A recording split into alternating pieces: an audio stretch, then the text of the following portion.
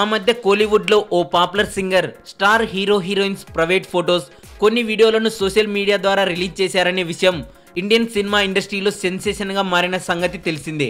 అయితే ఆమె మానసిక పరిస్థితి బాగోలేదని ఆమె భర్త సోషల్ మీడియా ద్వారా తెలుపుతూ ప్రస్తుతం అమెరికాలో ట్రీట్మెంట్ తీసుకుంటున్నారని తెలిపారు.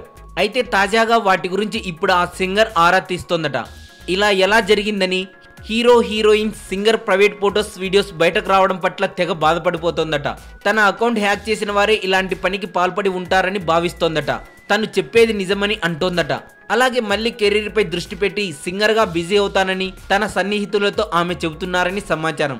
ఇంత జరిగాక అక్కడ ఎవరు పిలిచి మరి ఛాన్స్ ఇస్తారు అనే వారు లేకపోలేదు. మరింత టాలీవుడ్ సమాచారం కోసం సబ్స్క్రైబ్ చేయండి టాలీవుడ్ సెంటర్.